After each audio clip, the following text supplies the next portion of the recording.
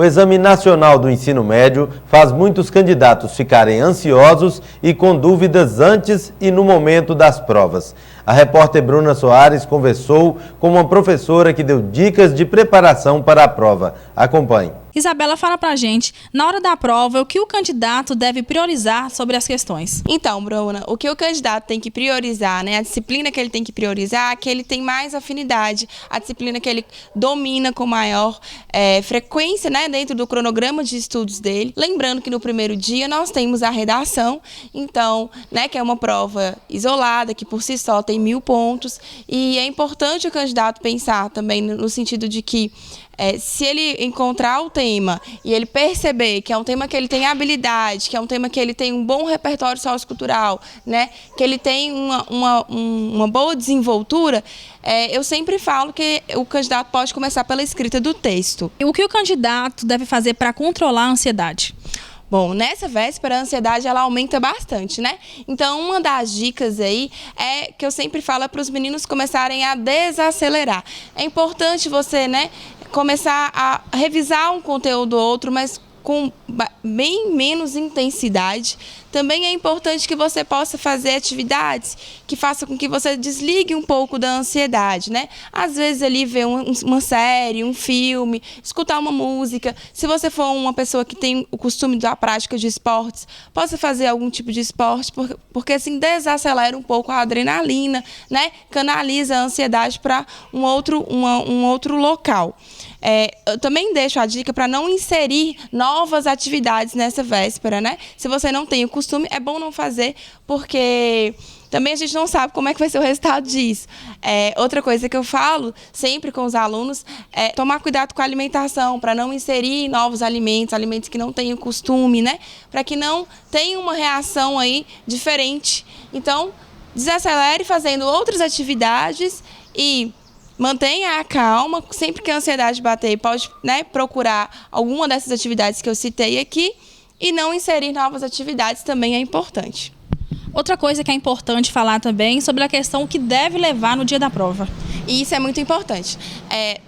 Fiquem atentos com a questão do documento com foto. Um documento com foto precisa ser levado, né? Pode ser a carteira de identidade, é o melhor que a gente fala para levar. Outra coisa que tem que ficar atento é a questão da caneta, né? No Enem só pode entrar com a caneta preta, ou seja, não pode entrar aí com outro tipo de caneta, lapiseira, borracha, nada disso é aceito. Então, apenas caneta preta, sugiro que leve mais de uma, né? Por precaução. É importante também lembrar que aquele formulário, né, que tem, não precisa necessariamente levar. Mas, se o candidato não souber direitinho aonde que é a escola que ele vai fazer, o local que ele vai realizar a prova, talvez é importante que leve para se orientar.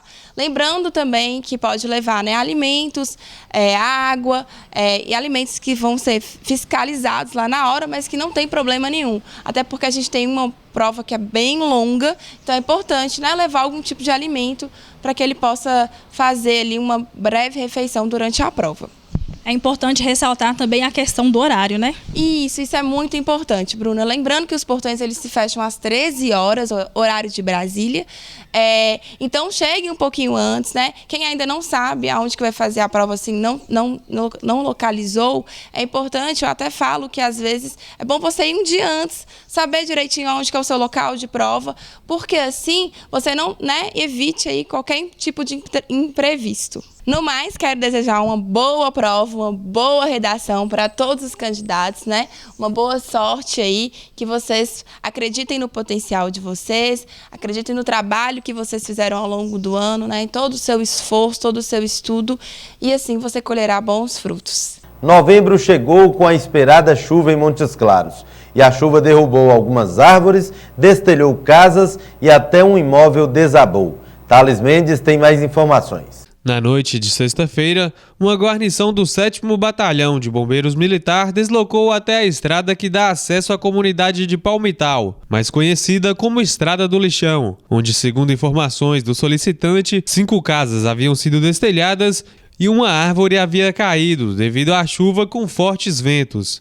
Na chegada dos militares, foi constatado que algumas residências com telhas de amianto foram parcialmente destelhadas, sendo o problema resolvido rapidamente pelos moradores. Porém, houve o desabamento total de uma das residências, ferindo levemente 2 moradoras, que foram socorridas e transportadas para cuidados médicos pela equipe do SAMU. No mesmo local, uma árvore de médio porte veio a cair sobre um padrão de energia elétrica, interditando a via de acesso. A CEMIG e a Defesa Civil também foram acionadas.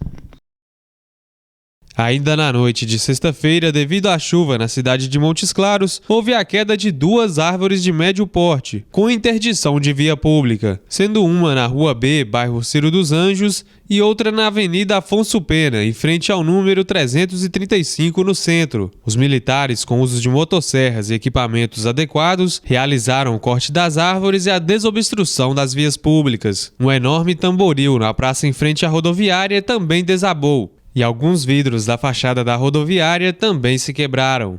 A seguir, saiba mais sobre a vacina contra a raiva para humanos.